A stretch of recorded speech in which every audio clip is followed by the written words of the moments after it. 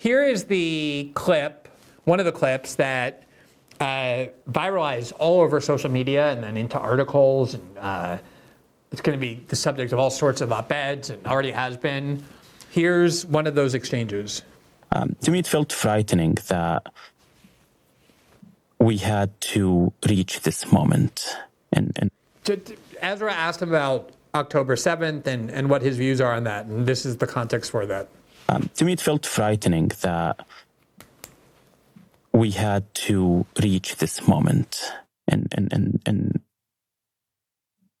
the Palestinian struggle. And I remember I didn't sleep for a number of days, and Noor was very worried about like just my health.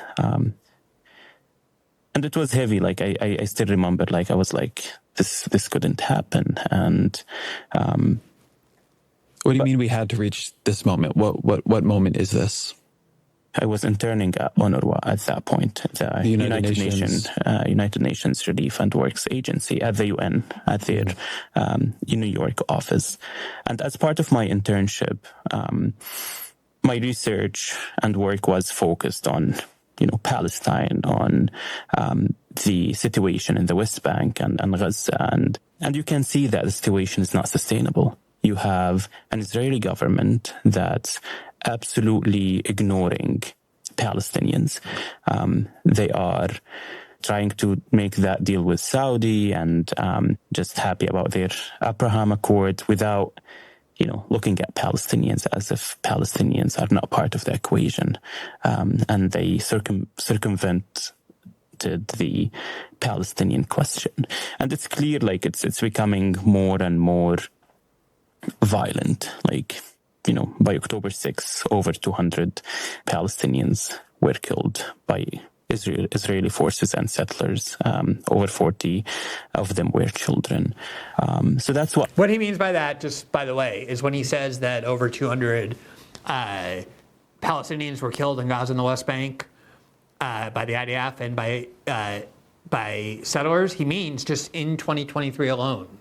So from January 1st up until October 6th, a lot of people like to portray Israel is just sort of minding its own business, being peaceful, doing nothing, and out of the blue, for no reason whatsoever, Hamas attacked, even though there was no problem at all there was no conflict. When in reality, for the first 9 months of 2023, before October 7th, the Israelis had repeatedly bombed Gaza and the West Bank. They had repeatedly killed innocent people, including many children, as they have pretty much every year for decades.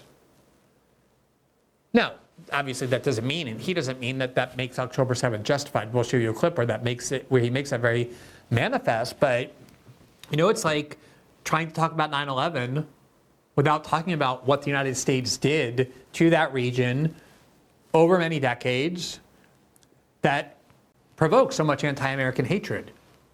And that remains taboo to this very day. That's the reason when young Americans discovered that letter written by Osama bin Laden in 2002, trying to explain to Americans why there was so much animus to the United States. And he said, it's not because you let women wear bikinis. He didn't say it was because you have a Congress that votes democratically. Dozens of countries let women wear bikinis and have a Congress, and none of them has been attacked by Al-Qaeda. It's certainly not on the scale of 9/11. And he said, look, it's because you have to realize you've been engaged in all sorts of violence and aggression in our region. You've been killing our women and children and innocent men. You've been putting your troops in our most sacred soil like Saudi Arabia. You've been overthrowing our government and imposing pro-American dictators who brutally repress our people because that's what the United States wants. And you've been supporting Israel with arms and finance and diplomatic support, and that's what enables the repression of the Palestinians. Those were the reasons he gave. And it's still so taboo that when people on TikTok started discovering this letter in late 2023, 2024, the U.S. government demanded it be censored. It was under the Biden administration. And The Guardian, a newspaper, immediately removed the letter from their site, which had been there since 2002, because they didn't want people to see it. And all the links to that document became unworkable, and After that, TikTok basically banned any discussion of that letter. That's how sensitive this whole question is.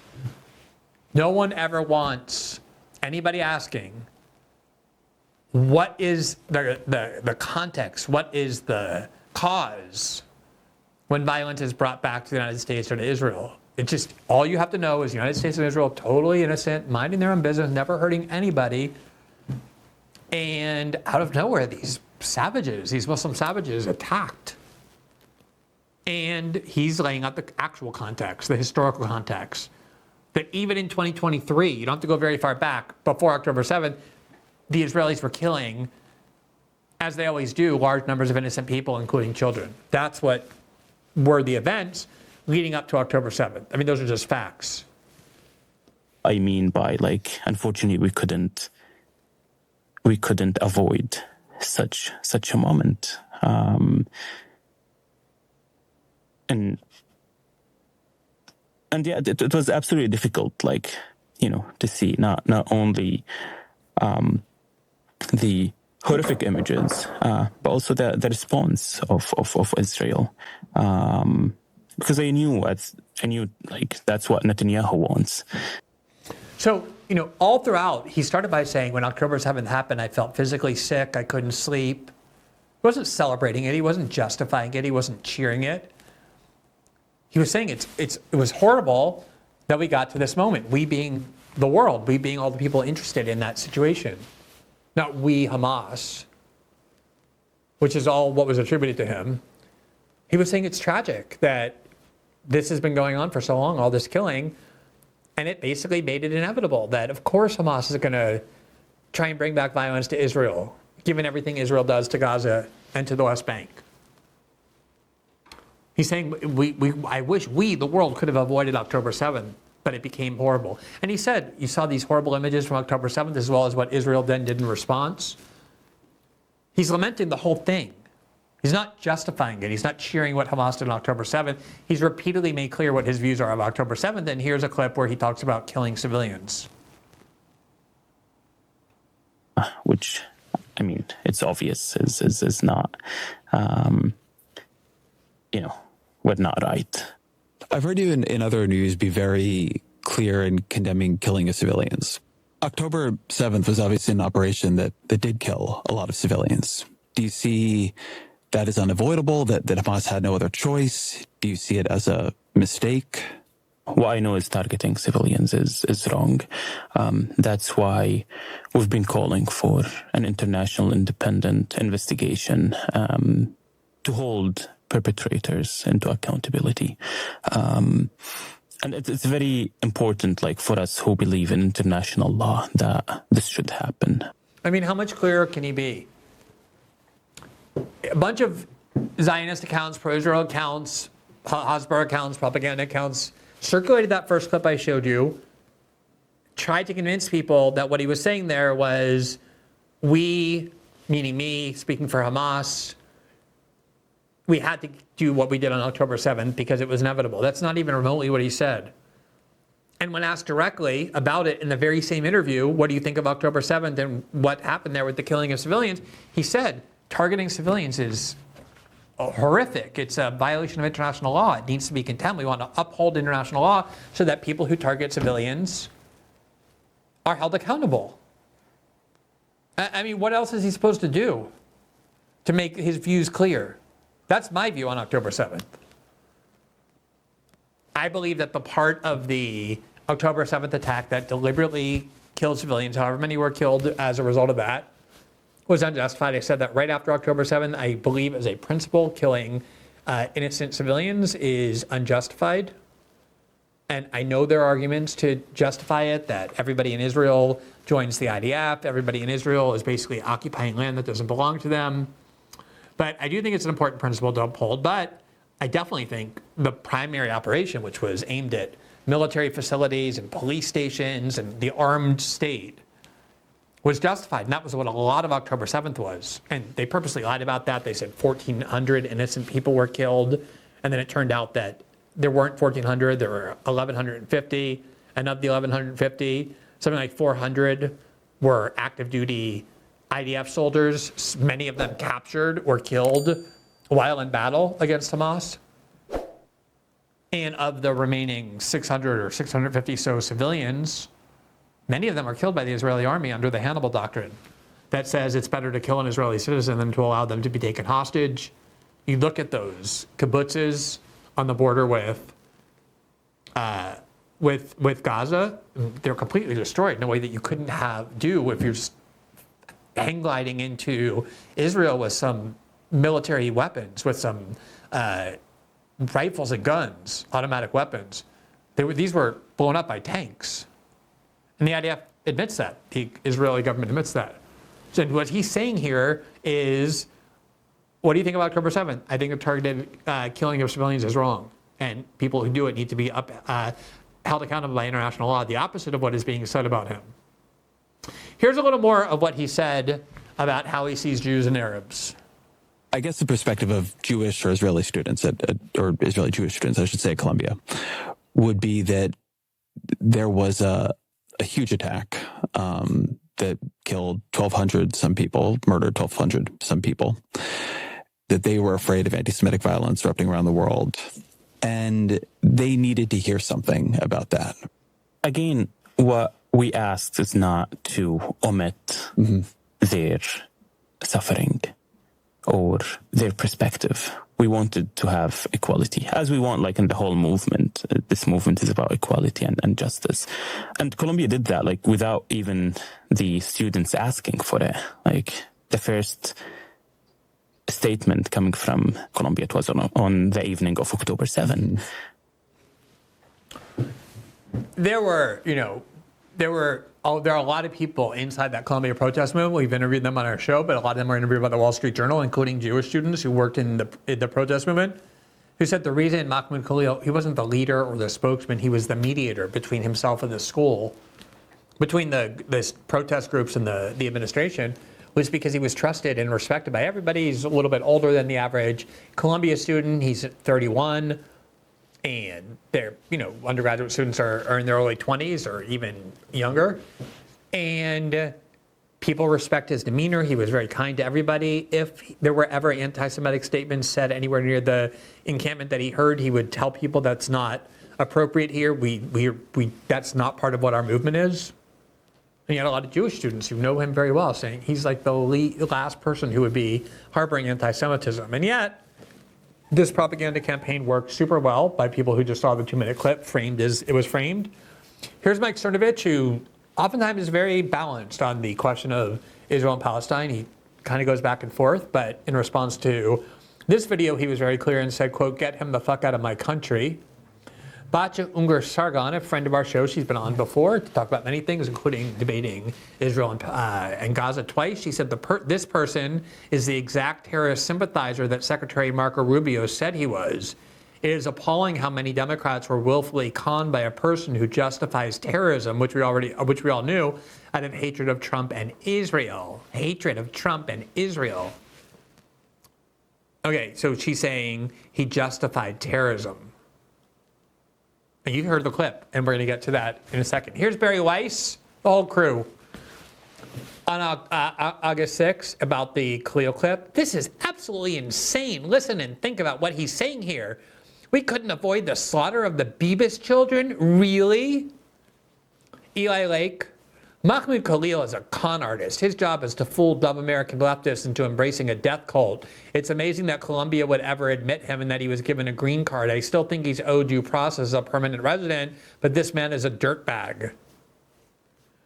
Here is Stephen Miller, not the one who works at the White House, but the person who writes under the name Red Steez on Twitter. He said, "We had no choice but to use motorized he's satirically paraphrasing what he thinks Khalil said. He said, "We had no choice but to use motorized paragliders of death and machine gun down a bunch of innocent concert goers and families in their homes is certainly a take." You just heard him say, targeting civilians is never justified. Here's Sean McGuire, who's the fanatical Zionist and Israel loyalist who has drawn a lot of attention to himself and controversy by some completely outlandish statements. But he's a partner in a big Silicon Valley venture capital firm. But he said this, quote, as a reminder, Zoran Mandani has been campaigning with Mahmoud Khalil. Now, just want to say this. When the United States invaded Afghanistan, when people in that country would fight back against American troops occupying their country, or when people who are Muslim or Arab went to Afghanistan to support the people of Afghanistan against this occupation, and they shot at or threw rocks at American troops, if the American military caught them, they were often taken to Guantanamo and called terrorists. Think about that. They were targeting only American soldiers, not civilians, an occupying foreign army in Afghanistan. And for that, we call them terrorists if they're defending their homeland in Afghanistan.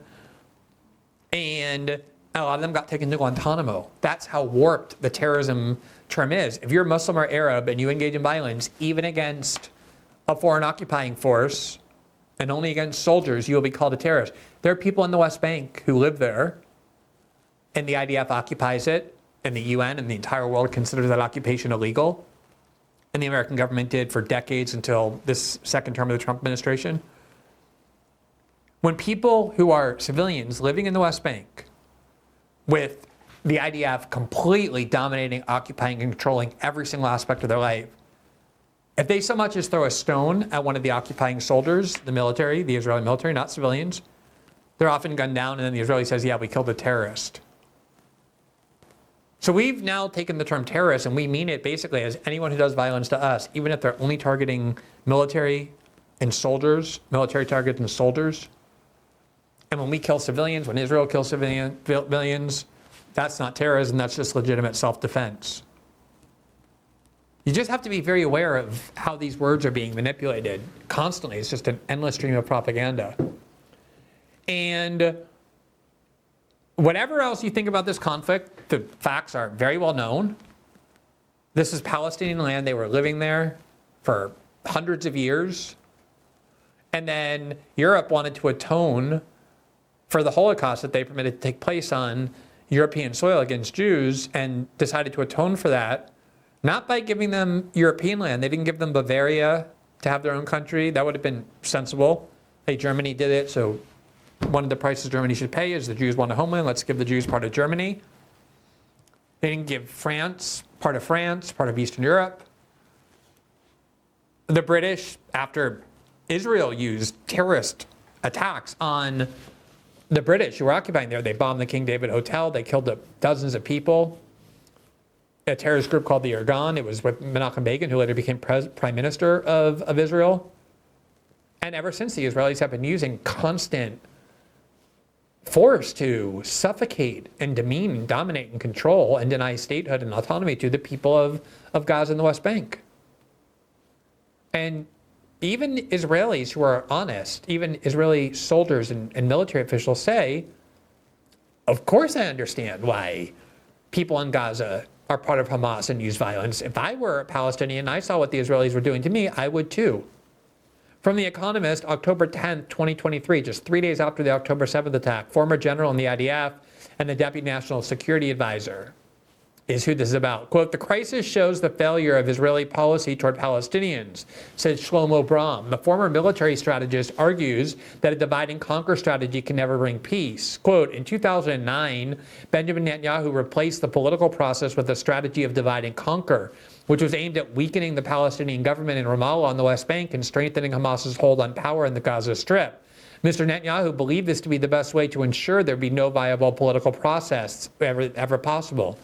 The Prime Minister took this policy to a new level in building his current government, a coalition with extreme religious ultranationalistic parties, which state quite openly that Israel would never enable the establishment of a Palestinian state, give equal rights to the Palestinians under a one-state solution, or stop plundering of their lands through settlement building. The current crisis demonstrates the utter failure of this strategy. It is absurd to hope that Israel can indefinitely contain with its military might and security services millions of Palestinians who claim the right to self-determination and a free, normal life. Eventually, the oppressed will rise against their oppressor. This is all that Mahmoud Khalil was saying, although he didn't even say it as strongly as this IDF general Eventually, the oppressed will rise against the oppressor. Everybody knows this. It's so fundamental. Yet when Palestinians attack Israel, we're all supposed to pretend that it just came out of nowhere because they have like a primitive, savage religion. And anyone who points this out, which is so basic, the CIA has documents, doctrine recognizing this, of course you have to. And then Mahmoud Khalil says exactly this, something so basic, like, yeah, it was inevitable that something like October 7th was going to happen, unfortunately. Now he's Hamas and he has to get the F out of the country. The ADF general goes on, quote, suffering under oppression and a strong desire for freedom breed resourcefulness. The Hamas fighters who planned last weekend's attack were indeed very resourceful in exploiting Israel's unpreparedness. That was infinitely more justifying of the October 7th attack than anything Mahmoud Khalil said. Here's Ami Ayalon, who is the former head of the Shin Bet, the domestic Israeli intelligence service, who said that if he were Palestinian, he would fight Israel forever. If you were a Palestinian living in the West Bank or... And by the way, this is 2024, so it's after the October 7th attack. If you were a Palestinian living in the West Bank or Gaza, what would your view be of Israel? I would fight against Israel in order to achieve my liberty. How would you fight? How dirty? I would do everything in order to achieve my liberty, and that's it. You cannot deter a person or a group of people if they believe that they have nothing to lose. We Israelis, we shall have security only when they will have hope. Most Israelis did not see it because we refused to see it. And when we refused to see the daily life of Palestinians, we did not understand why they are facing us or acting against us the way they do. Whether we liked it or not, we controlled the life of millions. I mean, this is not controversial. Anybody who served in the military, anyone who has studied wars, guerrilla, resistance movements, that understands this so basically. This was what was to create taboo after 9/11. Americans were asking, hey, like, why did they hate us? Why did they attack us? Totally normal question for the American citizenry to wonder about. And they were fed this lie by neocons. Oh, it's because you're so free, Americans, and they just hate that. They hate freedom. That's why they attack you. Not because we've been bombing their country for decades and killing all these people, because we have troops in Saudi Arabia, because we impose on them pro-American, pro-Israel dictators who repress Muslims in those countries, like the Shah of Iran. Not because no, none of that. Not because we support Israel. No, perish the thought. It's because we let women wear bikinis on the beach, and you can say bad words sometimes on television, and they just hate this freedom. They hate it so much they need to kill it. That is absolutely what we were told, because any honest discussion would lead people to understand exactly what this Israeli military official said. I think most Americans do believe, and I've heard so many people say it, that, oh, everything was so peaceful in Israel and Gaza, everything was fine, and then Hamas just brought violence out of nowhere. I mean, leaving aside the fact that these are people who live under severe oppression by the foreign military, Israel blockades Gaza, controls every aspect of their life, who gets in, who gets out, what gets in, what gets out. They bomb the airport, they control everything. And obviously in the West Bank, even more so. They were killing, the Israelis were Gazans and Palestinians in the West Bank throughout all of 2023. Here from Relief Web. This was September 18th, so just 3 weeks before October 7th. 3 weeks. 2023 marks the deadliest year on record for children in the occupied West Bank. Quote, at least 38 children have been killed by Israeli forces in the occupied West Bank so far in 2023, making it the deadliest year since records began, said Save the Children. This horrific record was reached this month after the deaths of two 16-year-old boys on two separate occasions. On average, it equates to more than one Palestinian child killed per week. At least 6 Israeli children have also been killed this year. As the second consecutive year for record numbers of child fatalities in the West Bank, this highlights the worsening situation for children's safety across the occupied Palestinian territory. A Palestinian child interviewed by Save the Children last year was one of the children killed this month. His words are a haunting reminder of the fears Palestinians face on a regular basis, and his death drives home the reality of these risks. Quote, Yusuf said, quote, my dream is to be able to look at anything on my way to school like birds and greenery. I want to see the things I always imagine. I don't want to smell gas or see soldiers everywhere. I don't want to be scared to go outside. I don't want a mother to be scared scared that I might get hurt or roam the streets looking for me, fearful I was hurt by Israeli soldiers. That's before October 7th.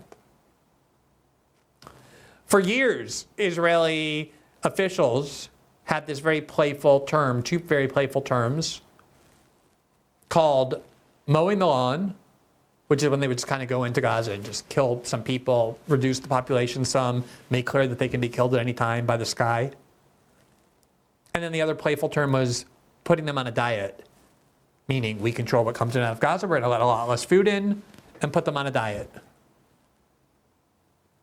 I don't know of any government that openly speaks in such sociopathic terms, but whether they speak of it or not, if they do it, obviously the people to whom it's being done at some point are going to take up arms and fight back. Anybody with minimal dignity would. Here from The Guardian, April of 2006, quote, Israel's policy was summed up by Dov Weissglass, an advisor to Ehud Olmert, the Israeli prime minister, earlier this year. Quote, the idea is to put the Palestinians on a diet, but not to make them die of hunger, he said. The hunger pains are supposed to encourage the Palestinians to force Hamas to change its attitude toward Israel or force Hamas out of government. And that's pure terrorism. If you use violence, which is obviously what starving people are, putting them on a diet is, in order to make them engage in political change, that's the definition of terrorism. And the idea that the Palestinian people in Gaza are going to overthrow Hamas while they're hungry, while they're put on a diet, it's madness. It's insanity. It's sick sadism. The Washington Post, May of 2021, quote, with strikes targeting rockets and tunnels, the Israeli tactic of, quote, mowing the grass returns to Gaza. Quote, for more than a decade, when analysts describe the strategy utilized by Israel against Palestinian militants in the West Bank, they've used a metaphor. With their displays of overwhelming military strength, Israeli forces were, quote, mowing the grass. The phrase implies the Palestinian militants in the Gaza Strip and their supply of crude but effective homemade weapons are like weeds that need to be cut back. Such tactics have faced significant criticism from international human rights groups, often due to the disproportionate number of deaths caused by Israeli forces compared to those caused by the Palestinian militants during conflict. Quote, it's just like mowing your front lawn. This is constant hard work, David M. Weinberg of the Jerusalem Institute for Strategy and Security wrote for the Jerusalem Post this week. Quote, if you fail to do so, weeds grow wild and snakes begin to slither around in the brush. This is the dehumanizing language they've used to talk about Palestinians for decades. Basically, always animals. Israeli officials have been open about their aims with such tactics. Quote, this sort of maintenance needs to be carried out from time to time, perhaps even more often, Yoav Gallant, a former military commander of Israel's southern district who is now in politics, said in a radio interview in 2014. And of course, that same Yoav Gallant went on to be defense minister at the time October 7th happened, and he was the one who stood up right away and said, we're not going to let any food or water or medicine or fuel into Gaza. Now, this is a debate that has been going on for a long time, and I think probably one of the best illustrations of this is an interview that Noam Chomsky gave to a Canadian neocon named Evan Solomon. He was like this young, smug, totally banal supporter of the war on terror, is centered on Israel, and he was interviewing Noam Chomsky, who wrote a book about 9/11 that basically tried to get Americans to see we've done far worse to them than 9/11, and when you do that, you're going to get violence back. And here was Chomsky's kind of philosophy about foreign policy laid out in a way that was much more extreme than anything Mahmoud Khalil said. You asked us after September 11, one of your points was we ought to look in the mirror, we being America or the West. We ought to look in the mirror at our own. was that a way of saying, look, people like bin Laden are angry at us for good reason? No, In other words, is there a way to justify? That's not what I was saying. The statement of mine that you just quoted is a very conservative statement. In fact, it was articulated by George Bush's favorite philosopher, Jesus Christ, who pointed out, famously defined the notion hypocrite. A hypocrite is a person who focuses on the other fellow's crimes and refuses to look at his own. That's the definition of hypocrite by George Bush's favorite philosopher. When I repeat that, I'm not taking a radical position. I'm taking a position which is just elementary morality. But even if he is a hypocrite, and they We're all, even not he, just, everyone. Okay, even Can if you let me ask another question? See, here's an experiment. Try to find a phrase in the massive commentary on September 11th which is not hypocritical in the sense of George Bush's favorite philosopher. Find one phrase. All right, but before, I don't think you can do it. Okay, but before, I don't want to get Gnostic here and religious on it, but I do want to... This is not religion. This is elementary morality. If people cannot rise to the level of applying to ourselves the same standards we apply to others, they have no right to talk about right and wrong or good and But evil. let's talk about even in right. And look, there's nobody pure, but an argument has been made. I know that the U.S. has committed atrocities. However, they did oust a more brutal regime, the Taliban. There wasn't even a war in. There wasn't even a war in. I mean, poor Chomsky, seriously, like he was one of the very few people after 9/11 who was standing up and saying all this and just dealing with a wall of brainwashed idiots who basically are just tribalistic, like utterly incapable of understanding the motives of other people. And they've been inculcated not to understand it. And so when Mahmoud Khalil makes a statement as banal and as Chomsky as conservative, as saying, look, if you don't solve this problem, if you constantly have Israeli killing and repression of Palestinians, of course we're going to get to this point of October 7th. It's inevitable. When he says something so mild like that, it becomes like shocking to the American ear. Like, how can he do anything other than just condemn Hamas and say that they're monsters who out of nowhere did this to Israel?